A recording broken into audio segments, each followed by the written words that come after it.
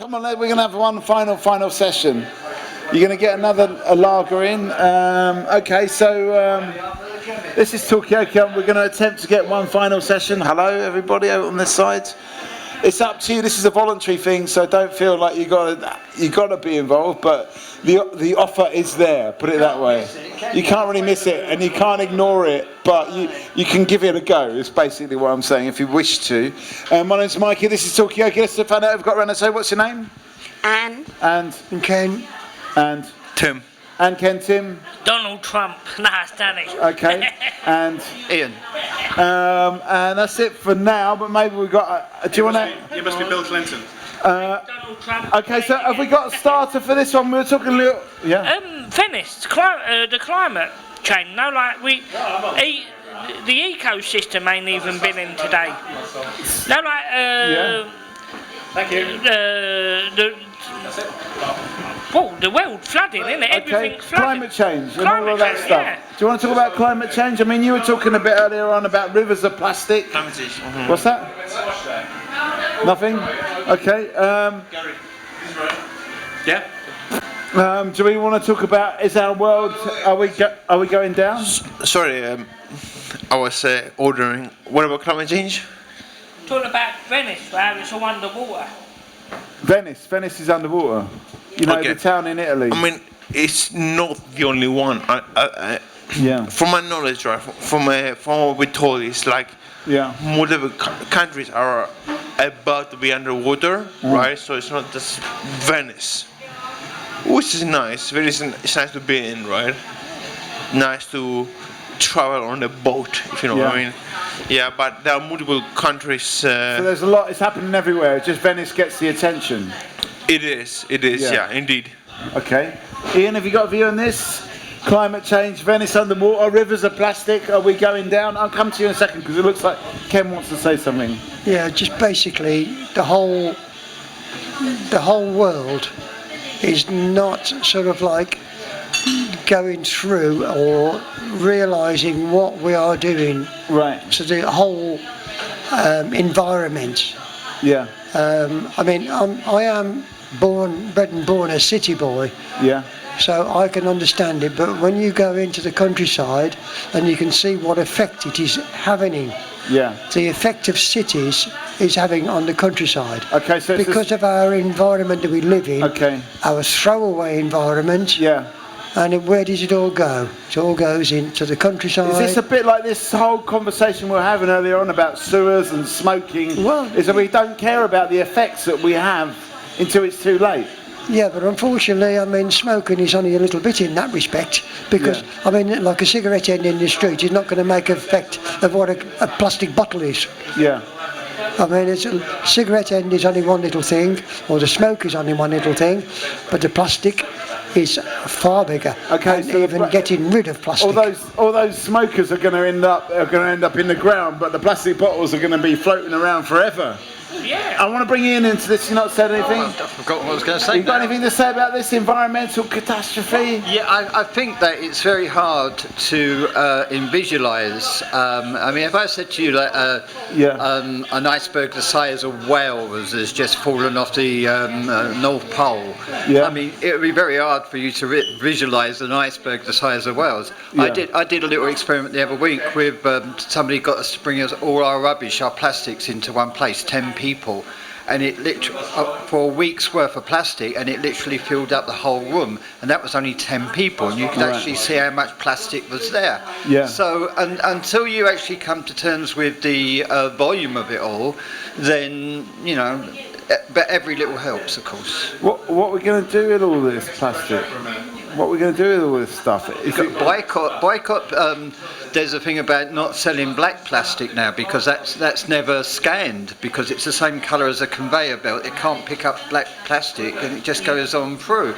So you cannot recycle. Sorry, you cannot recycle black plastic. Really? No. Unfortunately, it's one of these things. We won't recycle. Whereas with any coloured plastic won't recycle. It has to be clear plastic. Okay. So, but it's cheaper to produce black plastic, coloured plastic, than what it is to produce clear plastic. Did you know this? You can't actually recycle black plastic. We've got Ian, we've got Danny, we've got Ken, we've got Anne. What's your name? Emmett. Yeah, I just wanted to say there's a huge machine west of London, and it sorts all the stuff that we chuck in the recycling, and it sorts all the plastic into different numbers. There's a number on each one depending on what kind of plastic it's made from, and it can't read black plastic because there's no contrast. But it can sort all the other colours. It can do. Presumably you might have to bleach them to get rid of the colours or whatever, but it can read all of them apart from black. But it does mean there's no point in putting your black plastic into the thing because it won't get reused or recycled anyway. It could get done by hand if people were actually looking at it, but you have to go to somewhere like Indonesia or somewhere to find a place where people sort rubbish by hand, because in this country we expect a machine to do it all. Okay, so black plastic needs to be sent somewhere with a very low labour cost in order to get sorted. Which Get shredded up, could get shredded, okay. shredded and making into other things. Okay, I mean, isn't it just easier just to not to make black plastic in the first place? Did you know black plastic can't be recycled? Come and join the table. Apparently the robot machine can't sort it. It's done by sensors. It's actually done by sensors. I was told, I was not an expert, but you have a conveyor belt and the contrast between the black and the conveyor belt isn't distinguished, so it just keeps going by. The light shining through onto things, and it's not bouncing back. So it don't get picked up, because that's how things get registered. Okay, well, we've got a couple of new faces at the table, so we got, what's your name? Akbal. Anne, Ken, Danny, Ian, I'm Mikey, and I'm Evie. So at the moment we're talking about, are we just headed, like we're talking about rivers of plastic flooding cities, not just Venice, but cities all around the world are flooding. This is Tim over here. Countries are flooding, and it's very low. Bangladesh is a very low-lying country. Yeah. Many islands in the around the world are very low-lying, and the sea is rising and basically taking over these countries. So, is there anything we can do to stem the tide? Obviously, not buy any black plastic because it can't be recycled. But is that going to be enough? Let me just come to Evie first. It's not going to solve the issue whatsoever, but trees are a really good natural flood defence, and they do a lot of literally sucking up of water, but it's very long term, so people don't always think of it as the best solution, but they'll do things. Yeah. One of them is, I hope I haven't been drinking. Who knows? Yeah. You know what? I think this one is this one had more finger marks on, and so I'm my sorry one's got a lot of finger marks on it. Anyway, but none of these problems are going to solve this. Trees, should we be planting trees in Venice to suck up the water? Will that help? Yeah, I think if we want to stem the tide, what we need is King Canute to come back and to hold the tide at bay, because he was great at that stuff, even if it looks like a typo. Okay. Canute. Okay. He held back the tide. He thought he could hold the tide back. Yeah. It's mythology. Okay. I mean, he didn't. I mean, are the environmentalists doing a similar job in that they think they can stop the rising sea levels that are inevitably going to rise? I've been reading this book called Empty Planet. Yeah. And it's rather it's about global population decline. Yeah. And the rate of global population decline could potentially be precipitous in the next sort of 2 or 3 decades. Isn't that a good problem to have? Well, this is the thing. If we are declining as a population, we will be consuming less. Yeah. We will require less plastic. And Okay, so hopefully the problem will solve itself. Okay, what do people think about that? The problem's going to solve itself. What? Yeah. Okay. What's that? Just solved it. I think we should make dams out of plastic, black plastic, so we're reusing them and holding the water back at the same time. Okay, make dam. Okay. I don't know if anyone can remember a film called Soil and Green, and it solved the world's problem with food by eating other people, and then. Oh, you just spoiled the whole film. Nice one. Yeah. Okay. Hang on. No, I was just going to say I think declining populations would be fine if we change our perspective of people moving into countries, because there are quite a few countries in the world who are having a large aging population that's growing, and they're suddenly getting worried about the fact that they don't have enough young people who will be looking after their elderly. And I think we just need to start changing our perspective. I mean, usually they're slightly more traditionally isolationist countries, so maybe that they're not as open to immigration. Yes, so I think Japan traditionally is on that factor. They're trying to encourage people to have more children because they have an aging population. Right. I think South Korea is the same, but I would need to fact check that one. Yeah. But yeah, so Just go to Fact Check UK. Go Fact Check UK. Yeah. But yeah, so I think, but it's traditionally a more isolationist country. It's getting a lot better. But were we more open to younger populations moving into different places? And the same with the UK to an extent. Okay, so we're talking about populations declining in countries like Japan and South Korea. Is it going to Akbar? I'll come to you in a second. Let's bring in Danny on this. See what I say? Round everyone up in camps, shoot a lot, less population. Worked in Germany, but does it need to be done like that though? Because it looks like it's just happening by itself. So do you need to actually shoot people? Well, we might make the process a bit faster. Okay. All right, what do people think about that? Should we just round people up and shoot them? That will. Well, I'd be first in line to shoot the royal family, but I might let the Queen off. Yeah. God bless her. Why? Yeah. Well, she's all right, but the rest of them, come on. Yeah. I mean, Prince Andrew. It just illustrates the whole thing. No, start with him. Yeah. Yeah. And I have told you that I did photograph him 30 years ago, and he was just like the character from Blackadder. You know, Hugh Laurie is the Prince Regent. Yeah.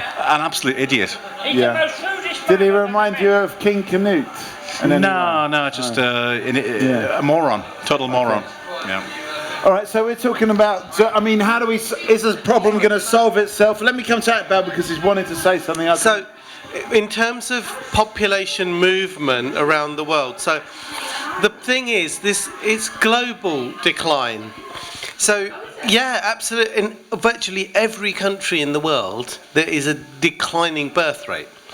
So we traditionally think India, everybody's having loads of kids in India. There are some states in India where the birth rate is 1.2, which is 1.2 what? per woman. Okay, 1.2 so 1.2 children per woman. So 2.1 is the replacement rate, but we have India's the entirety of India has now around about a 2.2 birth rate, and some states have significantly less. Some have significantly less than Korea, which is 1.2, 1.3. Okay, so what you're saying, and this country is news, though? Well, no, because so for example, we go back to the NHS thing, bringing people in from somewhere else to work here, there aren't any. Where are you going to get them from? Okay. And this is one of the problems that we're going to end up with. We're going to run out of people. We're people we will have an aging population and nobody to look after them. Okay. And we'll muddle through, and then there'll be a big cliff edge. So no need to shoot people, as Danny suggested. No. That's what you're saying. And let me just come over here because Emmett wanted to... If you look at Japan, South Korea, and particularly India and China, there is an Asian population. So if you look at Brazil, it's mostly South American population.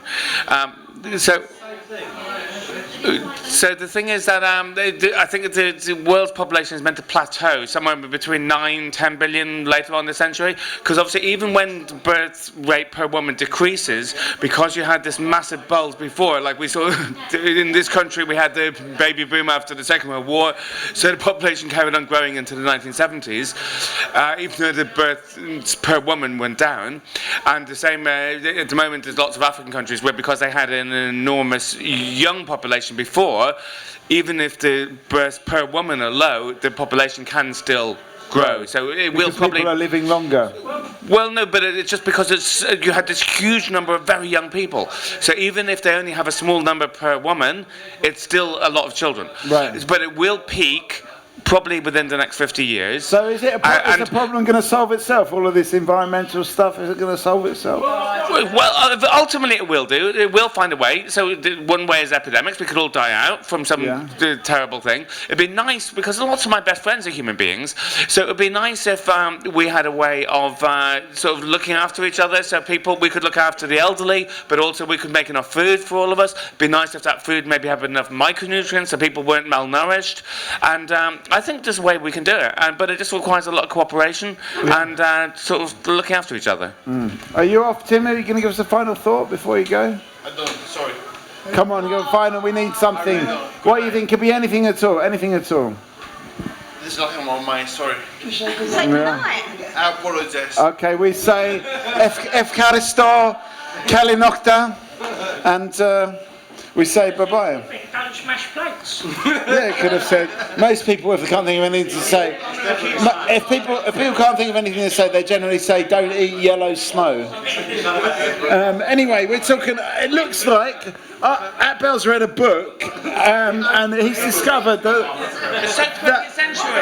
he's discovered that actually the problem's going to solve itself after all. Well, Nicky, I've got the cause of the problem, right, with the declining population is socialising. People don't socialise anymore. Yeah. The art of dating is gone. Right. The art of getting someone, it is replaced by phones, technology. Because kids now, the youth, if they're not stabbing people, which is causing more death to the street, right? But if they're not stabbing people and more killings going on, they're in their room playing their PlayStation. They ain't hooking up with girls, are they? Right. That's the thing. That's decline. Okay, so what's going on with these girls? People are not getting chatted up anymore. Right. Okay. Millennial health a bit more.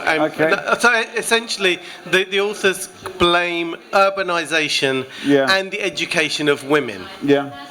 Which is vital to this decline. If you don't educate women, they just produce. They'll be in the kitchen barefoot and pregnant. Okay. But essentially, that is the truth.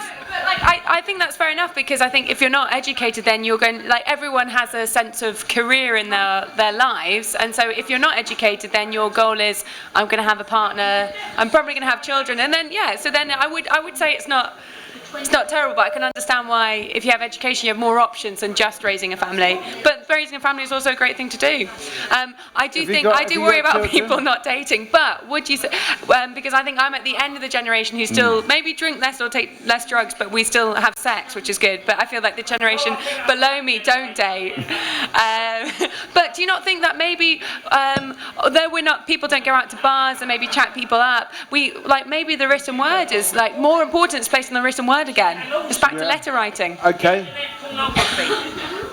Internet pornography, which is free, right? It's led to a decline.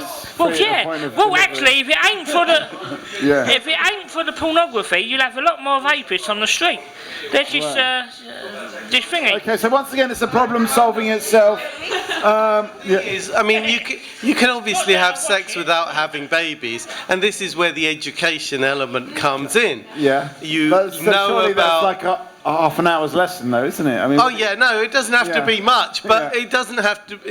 Nobody claimed that. Excuse me, I'm Drew Beckham, Planet Okay. Nobody claimed you had to educate women that much, but a little bit. So this idea that you can, I'm not sure that people are having less sex. Statistically, people say that they are, but I mean, no, I don't. But I assume that what I've heard of Jeremy Cole, everybody's having sex. Are people having less sex? Jeremy Cole did, and they took him off. Yeah. Well, do you think rightfully, or do you think it was unfair? No, it was to do with the bloke dying, because he bantered him, wasn't it? Yeah. He bantered him and he went away and killed himself. I mean, are people having less sex? It's hard to, from my point of view, from my vantage point, it's hard to know. really, whether they are or not. Let's just say Brexit has been on more fucks this year than I have. Yeah. So let's just. Okay, has Brexit led to a decline in rates? No, I think there's a general like trend in like younger, like so teenagers now in dating less, right, and probably having sex later. But you know that we're all talking about education. Maybe that's just really good education that people are actually thinking that like they've actually just been sort of talked to about a bit more. They have like ideas about consent, so maybe it's a good thing. But yeah, I think it is a global trend that so people like teenagers now, so sort of 21 and younger, date less. And take less drugs and drink less, which arguably is a good thing. But I think I'm being a millennial, you kind of look back down and be like, why are you not partying? In a way, whether you like it or not, you're the spokesman for the young people here tonight. Just again on that subject now. When I was in my younger days, which was a long time ago now, my sexual education from school was about one lesson for about half an hour, and I was 13 at the time. And then we sat in the classroom. The teacher came out, put a few little slides on the wall. What were the slides? There was photographs. There was photographs of like a woman's vagina and a man's penis. Yeah. And then this one goes into that, and then a woman ovulates and a woman does this, and we're all sitting there going, well, what the hell is he talking about? Because we did not understand then. Yeah. But as young children, we still had our urges, and it still went on. And there were still children of that age going around getting pregnant because we didn't understand what we was being taught. I mean, what do you think was missing? What do you think they should teach in sex education? Proper education. What's that? Proper education. Yeah. There was nobody around to teach us proper education. Yeah. I'm going back into the early 1950s.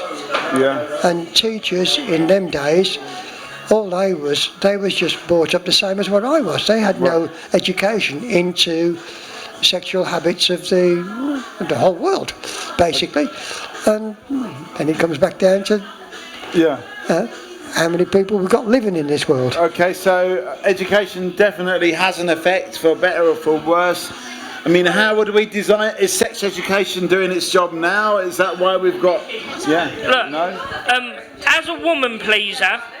Yeah. As a woman pleaser. Yeah. I can tell you I've pleasured many ladies in my life. Congratulations. By treating them from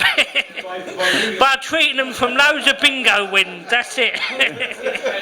I mean, did you learn anything from your sex education when you did sex education? Yeah, beware the janitor. That's all.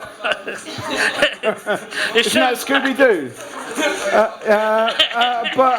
Okay, so we're talking about sex education. Did anyone learn anything from sex education? And we can put this out. Did you ever learn anything from sex education? That's what we're talking about at the moment. My mother taught me long before then. Really? The mum is a better route than the teachers. Interesting point. Okay, we're talking about sex education. Is it working now? Or are you better off learning from your parents?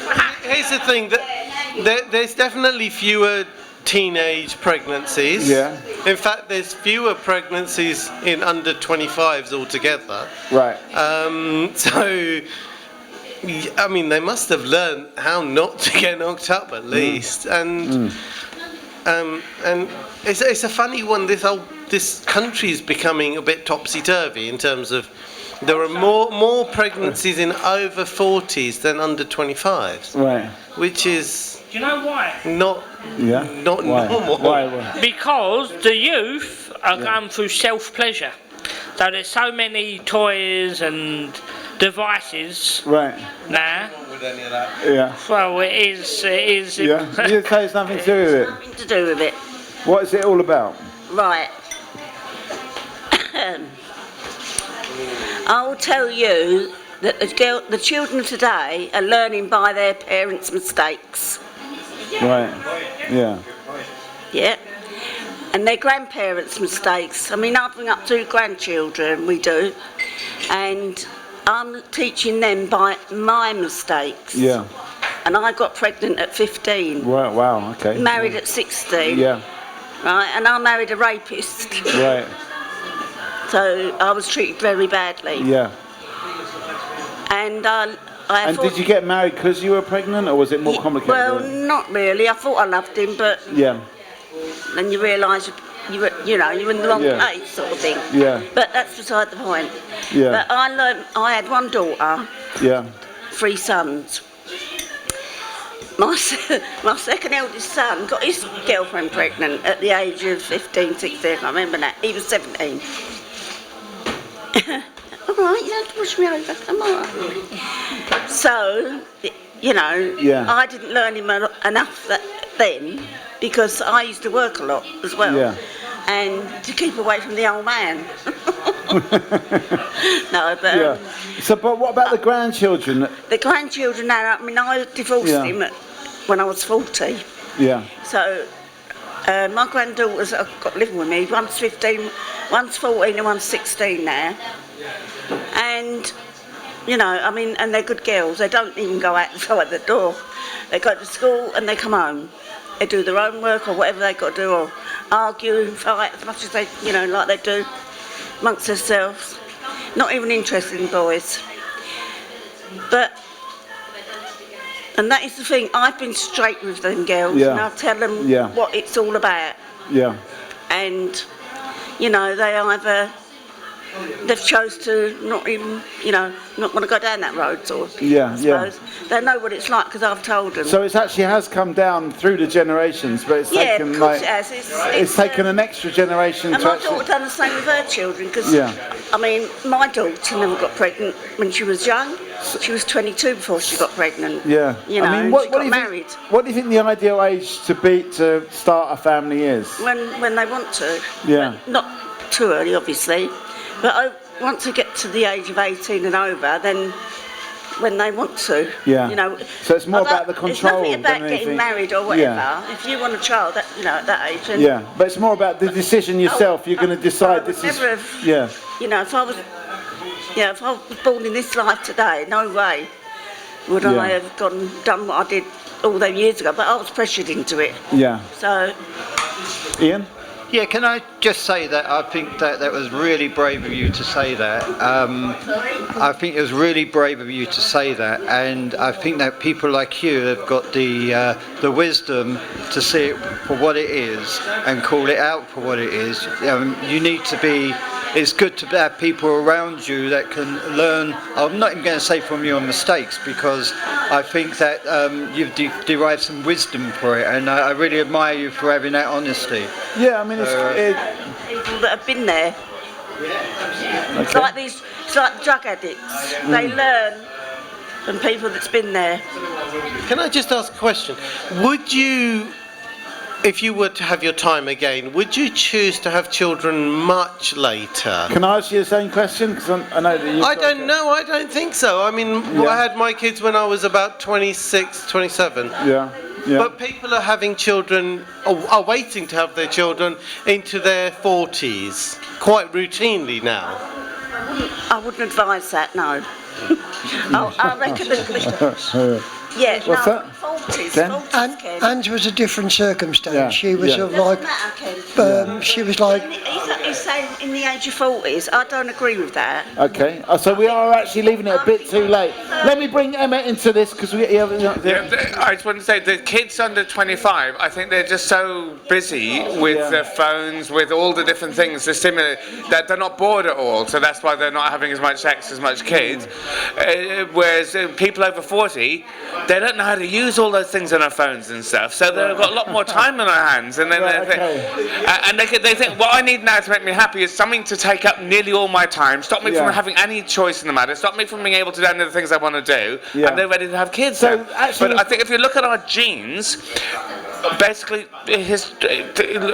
traditionally, women have had kids either late teens, early 20s, and that's when it's so easy to do it, the body wants to do it and stuff. If you wait till your 40s, you're really dicing with things. There's a much higher rate of Down syndrome, lots of other things that can be an issue then.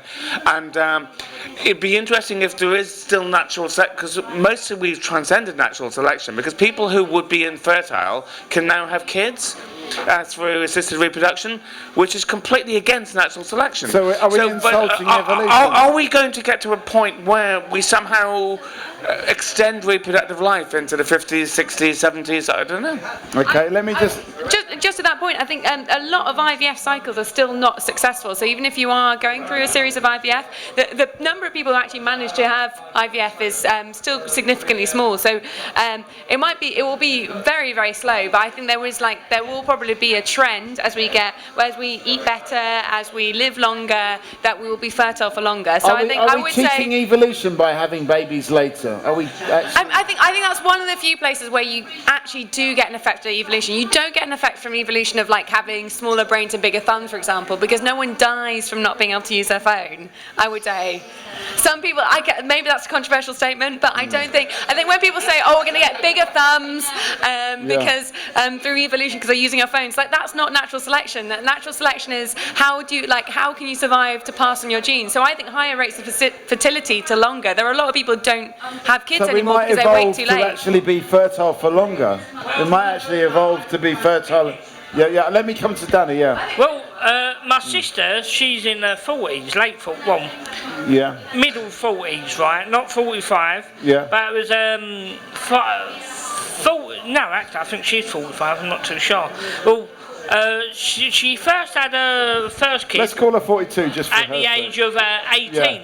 Yeah. Right, and then for many years of trying to have another kid, never happened. Yeah. When she was 40, she had a baby.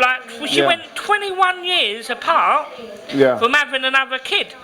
And all of a sudden, another one's appeared. It's just a body clock. Yeah. It just. I mean, you did the sex education. You know how it happens. Well, but she's in her 40s. Yeah. So she's gone 20 years without having a kid. And they asked her, how did they do it? She said, well, just change your husband. Right.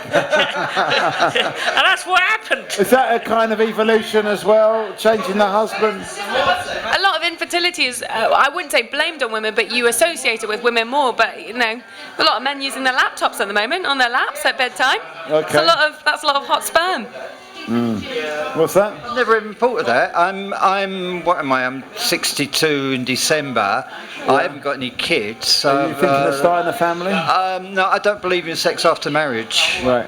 So No, I've got wonderful children and wonderful grandchildren, stepchildren. Yeah. And I've been blessed to take part in their lives. But I don't know. My father, I'm the last Derby in the world, bar one, an old uncle. So when I die, it's going to be the end of the family. It's going to be the end of the family. That was very important to my father, but I'm not really sure it matters that much. You know? Okay. Does any of this matter in the greater scheme of things?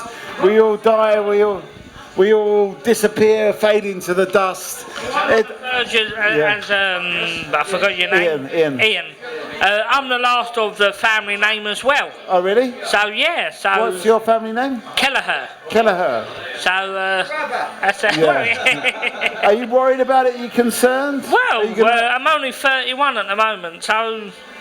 With my boyish good looks, I've got no worries. Okay. Yes, I have.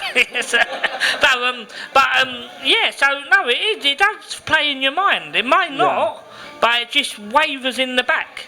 Yeah. And you're thinking, well, am I going to knuckle down and have a relationship before it's too late? I could get run over by a bus, and that's the last line of my dad's family name.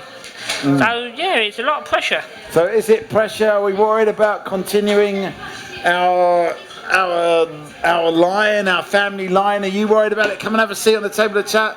we've only got a few minutes left, I think, because I'm running out of talking about the family. I'm running out of the line of chat. We were going to run out. Are you the last of your family line? I was going to be, but then my brother had a boy, so it's okay, so pressure's off. pressure's off. Pressure's off. Yeah, but do people think about that about themselves? That they need to reproduce to keep themselves going when they peter out.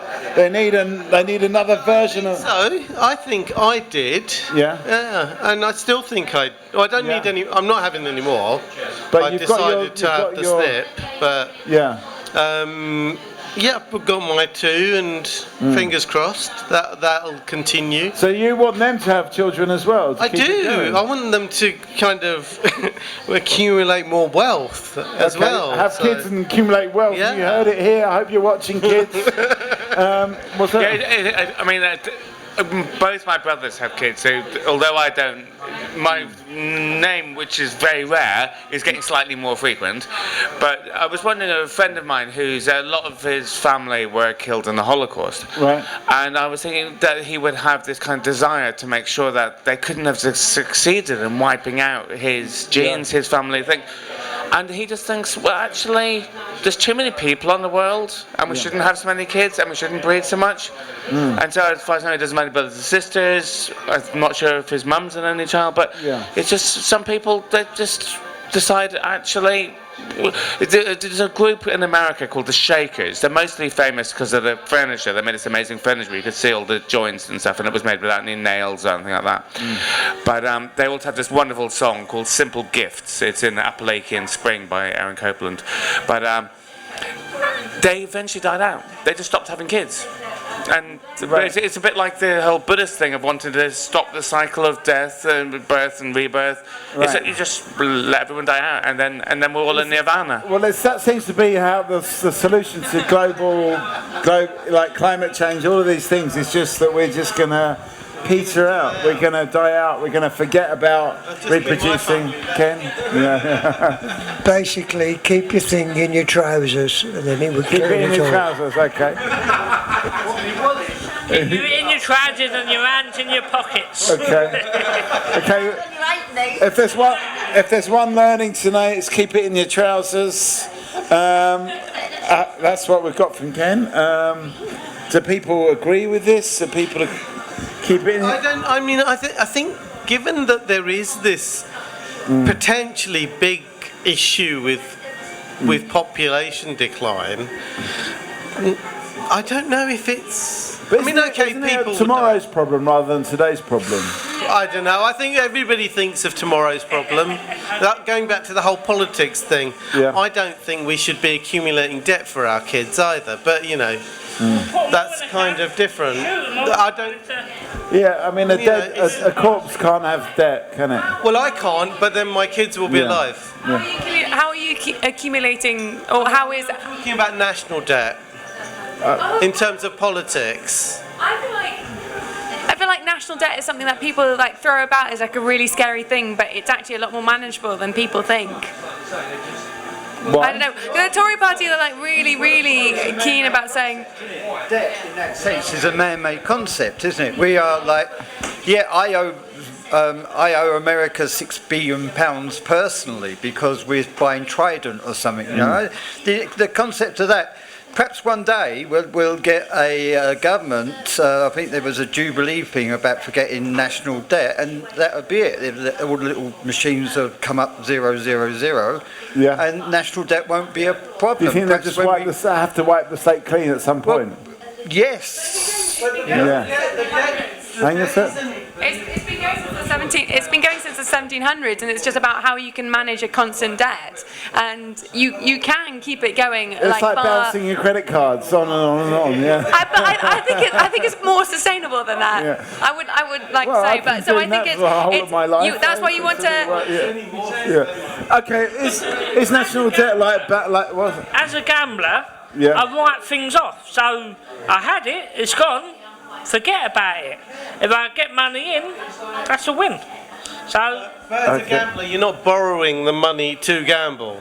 Not yet, anyway. Well, not at the moment. Yeah. But it's although debt's important to some degree because people have that I mean, the government owes me money because I have savings. Yeah, and yeah, so they're paying me interest essentially. And if there was no debt, if it was all wiped out, they would There'll say, be no right, well, savings that's my either. money would have gone Right. as an individual, but it's the same as millions of other individuals in the UK. Yeah. Do you regard, you have money and you put it somewhere, you get interest in it, and that's fine. But do you regard that interest as your money, as earned money? No, it's not earned money, but it's acquired. It's handy, yeah. But you don't think you've earned it by just putting the money in the bank? No, but Yeah. Going on. What's your bank and your bank account details? What's your account number? What's your sort? And password as well. username. Yeah. Yeah, I think if you look 74 years ago, the end of the Second World War, there was an enormous debt because A, the 30s had been a pretty bad time, and then there was the war, obviously built up a lot of new debt, and then Attlee's government borrowed to invest, created the National Health Service, created the welfare state, built loads and loads of council homes, and the economy grew incredibly fast for 34 years. Now, that meant that national debt never went down, but as a percentage of GDP, it went down very, very quickly. So this whole austerity thing we've had for the last 9 years actually has been flatlining GDP. So national debt has been increasing the whole time. So actually borrowing to invest makes your national debt as a percentage of GDP go down very, So very what you're quickly. saying, if you spend more... I'm saying it depends what you spend it on. It depends Yeah. what you spend it on. The Keynesian idea is when you're in a really bad hole, you pay people to dig holes and you pay other people to fill them in is better than nothing. But really, in terms of what Attlee's government did, they invested in the state. So they built new roads, new rails. There was no motorway system or anything before. There was no electric trains. But also they invested in the people with the NHS and all this. It meant that people were much more productive for longer. And that meant that the economic growth could happen very, very fast. And since 1979, we've had very little economic growth, really. Anemic economic growth. Monetarism, Chicago School economics does not work. Yeah, okay, let's bring Ken in on this. Just one little quick question or a quick answer. I think, wasn't it last year when we actually paid off our debt to America for everything we did in the Second World War? Did we finally pay off the debt to America? Does anyone know? About 1974 or something like that, wasn't it? Yeah, okay. Yeah, was it was That's 4 years incredible, ago yeah. now, though. A few years, not before I was born though. But yeah, I mean, absolutely. You were reading from the published Labour Party manifesto today in many ways, weren't you? Because that's the idea behind borrowing. I'm not saying it's a bad thing, comrade, but you know, I totally agree. Should we be borrowing to spend on investing in people? It's what you invest in terms of productivity. What you can't invest in is building council homes and things like this. Why? Because it's not productive. Why is It's it? not how.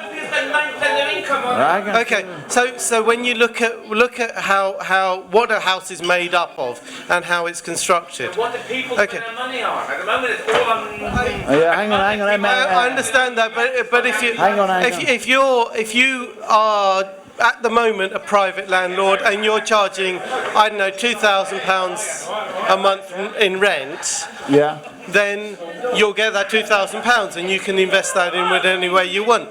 If council houses are built and you're taking away from the private sector, Yeah. there's no increased productivity, there's no increased cash flow in the economy. There's reduced cash flow in the economy. Now roads, railways, I agree with.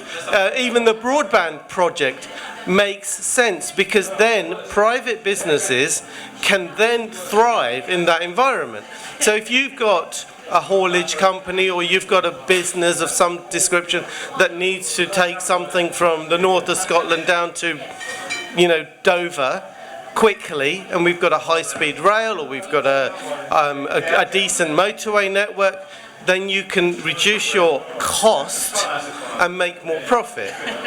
Okay, so There's got to be money in the private sector. This is the only, and all so of those things all like the- building all the- motorways, building railways, and so on, brought money into the private sector. It didn't Yeah. just reduce the amount of money being spent by people. Okay, so you only make money by just growing the economy. I think Ken's got something to say. Let me bring in Evie. I think arguably allowing people to have a place to live there and spend less money on that means you automatically have disposable income on education, on your own work, even just disposable income, so you can eat better or you can spend more, you can buy different clothes. So surely for for people who need help with housing, surely that's a win-win in terms of then you have more money because you're spending less money on housing that you can afford so anyway. that money that you're not spending on private landlords, you're spending on something else. You're spending it on entertainment. You're spending it on. I kind of come to you in a second because I think Ken wanted to say something. I did, but I just lost the plot actually with some of the things. Well, we're talking about basically, it comes back to gambling again. You speculate to accumulate. Yeah, got to speculate to accumulate. Whether you're a government or a person or whatever, yeah. As I said, council housing now is dead. It's dead as a dormouse. That really is. Yeah. Because people are not thinking. The world costs too much, right? If people get educated, they can afford anything they want. But the council housing is dead. Yeah. You cannot invest in council housing. So you're agreeing with that, Belle? Yeah, I do agree with that, Belle. Okay, you can't invest in it. You can't. No, because it's non-profitable. Okay, you can't make money out of it. Okay, Ian. For whom? Profit. Listen, let's stop talking about houses as a means to make a profit. A house is a home where people go to live. There's a program on TV called Homes Under the Hammer, where they take houses and redevelop them to a certain extent in order to make a profit out of it. We need to build homes for people to live in, not make money out of it. If you remember the right to buy, people only bought the nice houses and left all the crap for everyone else. That's why we had to have the decent home policies, which we did.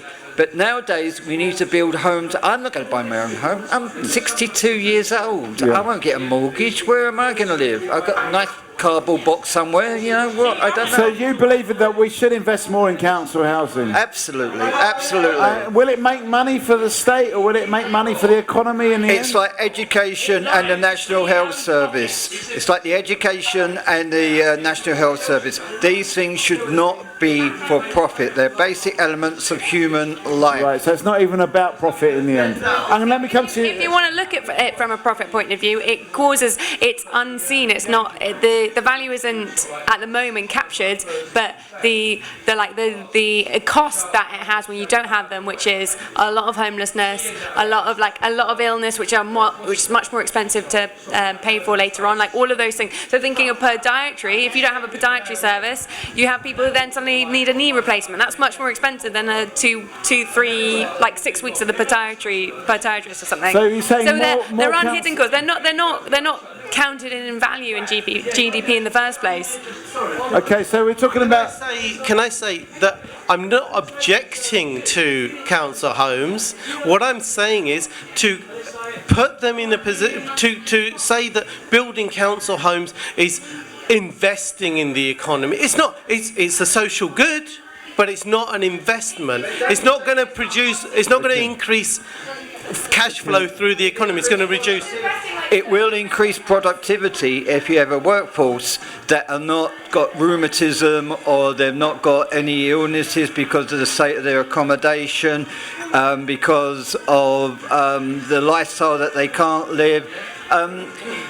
It is a social good, and every social good should be taken into economic value. So you can't always necessarily do the sums on it.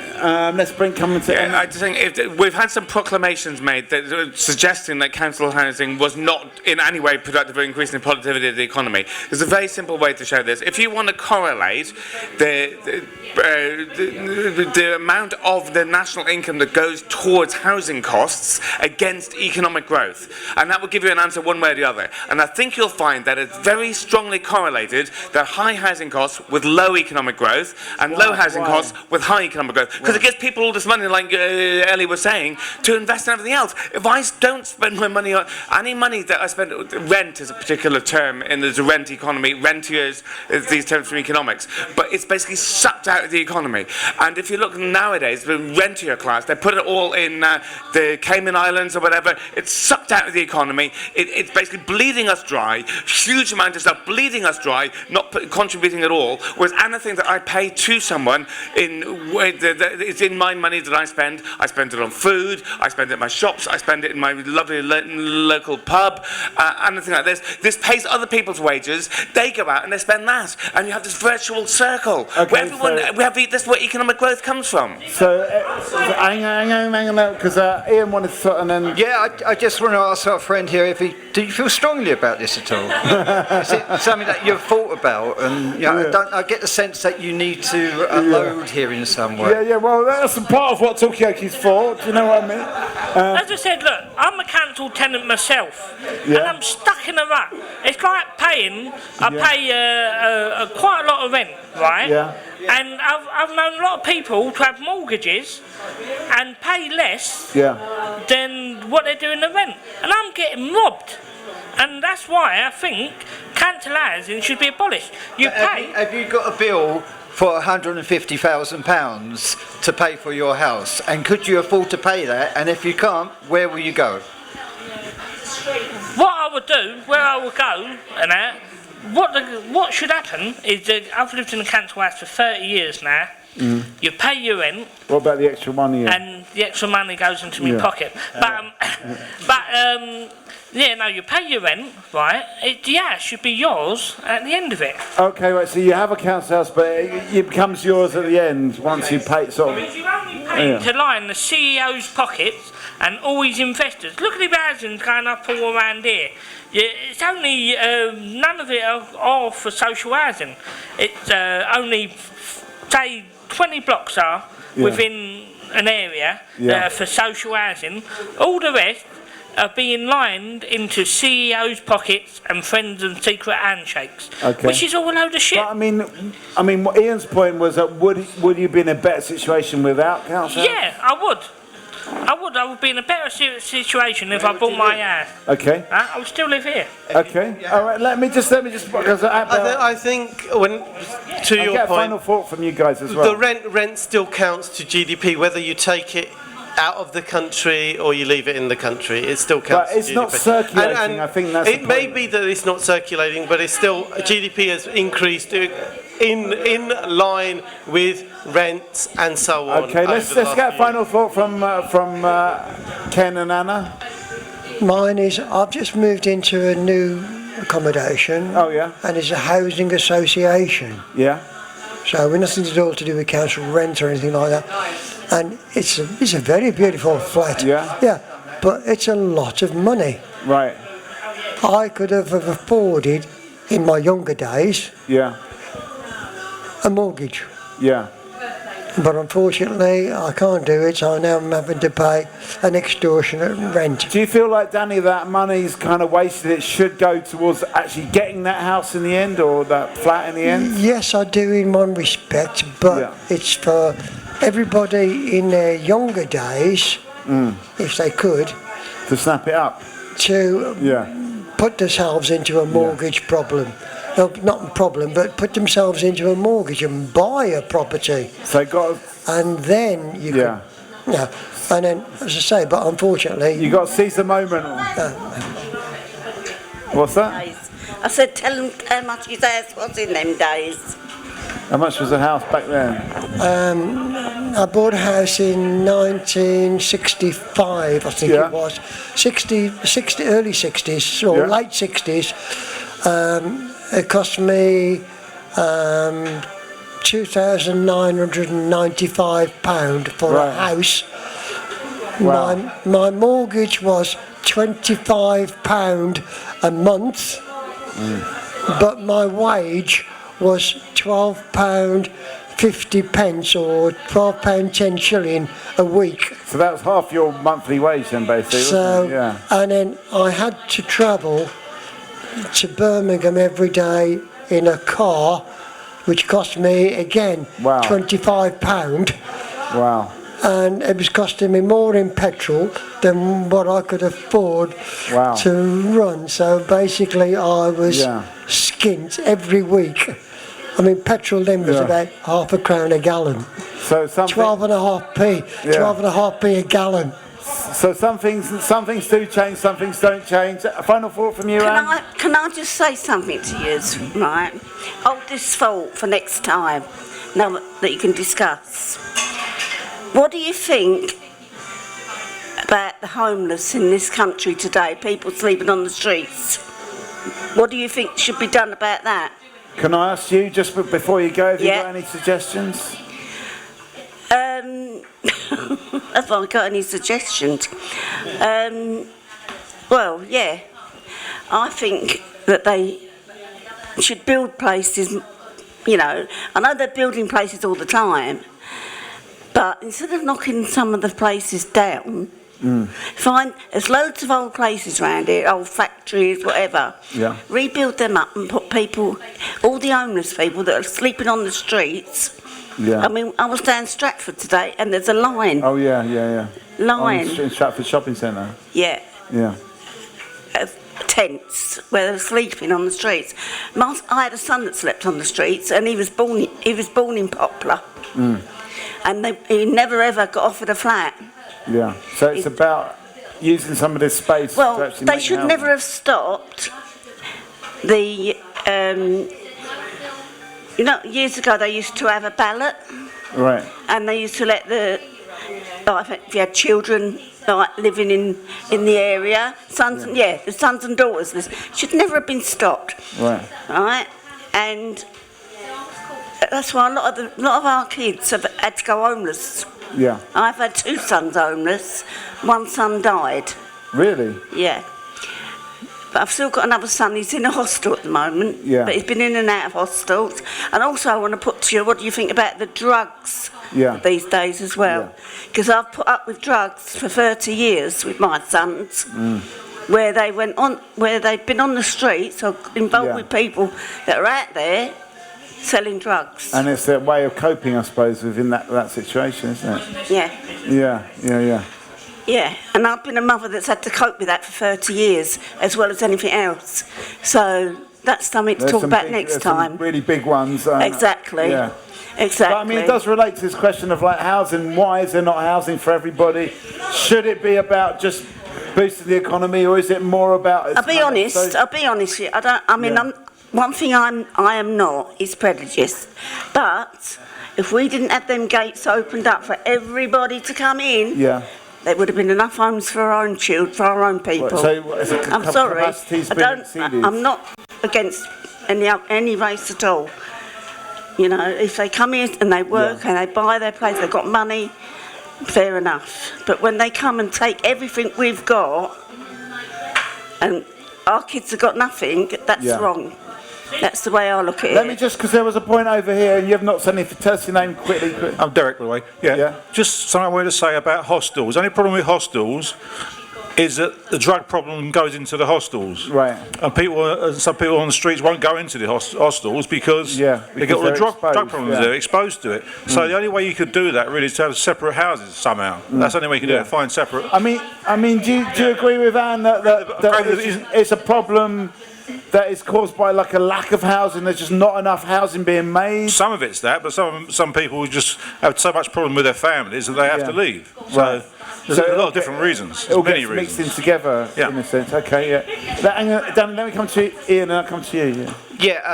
There's so many Thank you, Anne. different reasons for people being homeless. I used to work for Providence Row, which is runs a lot of the hostels in the east in Brick Lane.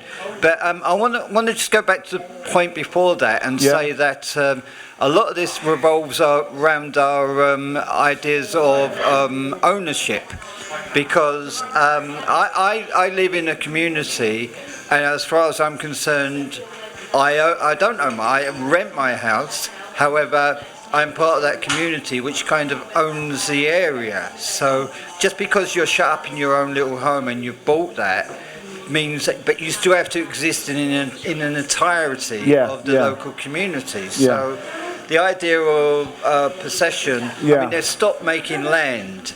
You know, you can't keep buying your own plot of land. Thank you. Okay, so I mean, ownership isn't just about having the deeds to the property. It's also about owning the community or owning part of that wherever you are. Yeah. There was a program about somewhere in Austria where they had rented society, rented areas, and they had total luxury for £400 a month, was it, something like that? Yeah. And so it can be done if you've got the environment in the governmental will to do so. Okay, so it can happen. It could happen. The numbers could add up. Well, I think I'm going to get like final thoughts from this because we've been going on to. But let's just we can do an extended final thoughts and make sure everyone, even those at the bar, can have that final thought. Yeah. Do you know what should be done? Yeah. Is stop donating to churches, mosques, and everything like that. Yeah. Because it's not going in to the community. So that's draining the economy as well. It's draining it. It's because. But doesn't that get circulated in the end? It's a lot of space that could be used for people. Right. To sleep in, to stay in. I know every denomination helps its poor and helps everyone, don't discriminate, but they should stop funding it and let them fund their own. Okay. So are we wasting money on things like churches and mosques? We're going to get the final thoughts. I think it is time to wrap this up just because my brain, too many good ideas today.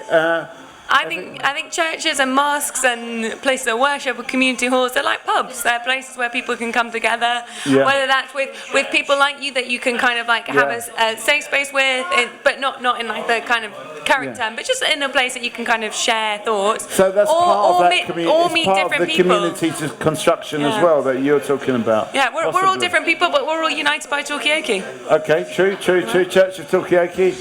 I think if you look in the past, a pub was like a tribal living room where people could get together. It wasn't because a lot of people lived in very cramped accommodation, maybe quite a lot of people in each house. They couldn't really socialise there, so they go to the pub where it was like a bit of a palace. You have like high ceilings and comfy chairs, and everyone could hang out there, and it was no one person's territory, so everyone could kind of share it equally.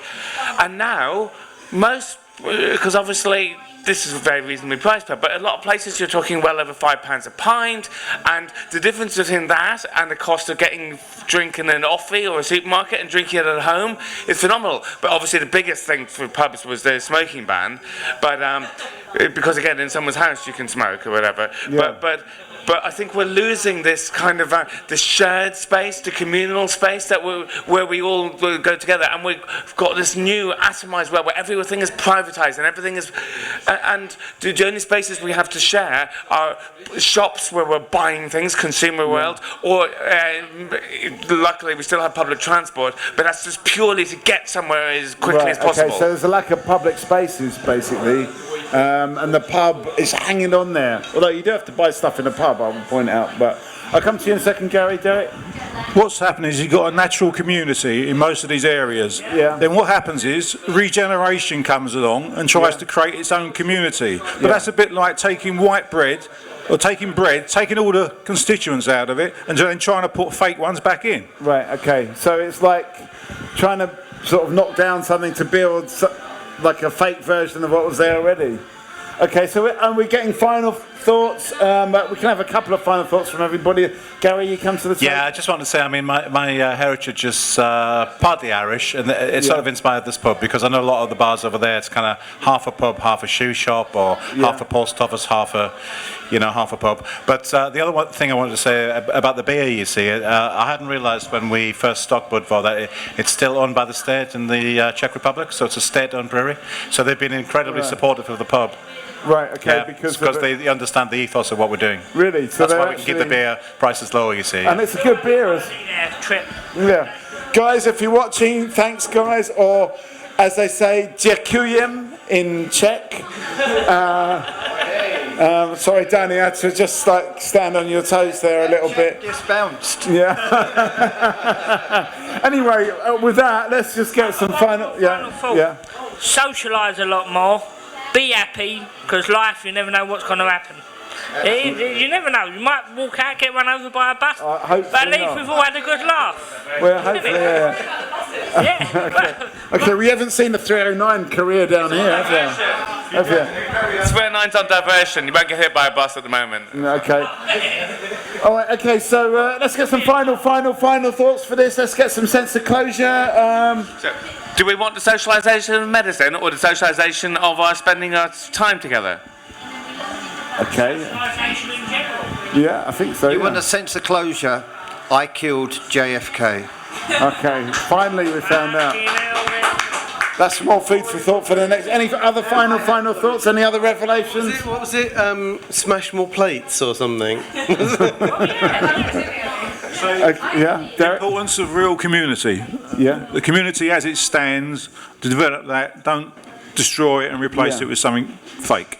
Well, this one here tonight, what we'll be doing, sitting indoors to have the ump, so... Yeah, okay. Yeah. I mean, to me, the community is lively, and I think it's something that's more something that is desired by people. It's an asset. It's an asset in a way. That's how they would see it. It's an asset of that they want to, in a way, be a part of. Anyway, any other final thoughts, Rick? You've been listening to this all night. Any final thoughts? I guess some sectors should just not be private. I think in the UK anyway, at least like prison sector, education, health should not be private. So yeah. Sexual health. Sexual. Yeah. Okay. So, any final thoughts from the bar, Gary? Hope to see you all on election night here, yes. December the 12th. Yes, of We'll course. be open late, and I think you want to start when, 9 o'clock? Yeah, we're going to start at 9 o'clock for the election. We're going to be following the results as they happen. Whoever you support, whoever you support, we're going to be talking about it. We can either be a shoulder to cry on or a board to sound against. Talkaoke endorsed by Trump, or... Not yet, but it may happen. Who knows? That's in November, isn't it? Next year. What? The American election. No, but we're talking about we are doing the UK election. We're not quite a state of America yet. Another one next November, anyway. I'm sure we'll have one before that. But anyway, for now, we've got the 12th of December come along. We might see the dawn of a new era. We might not. We might see a stalemate. Who knows? But come along and we can talk about it or just watch the results as they happen. Ian, thank you very much. Thank you. And we will see you next time. And thanks to Evie for having a great go in the middle. Fantastic stuff.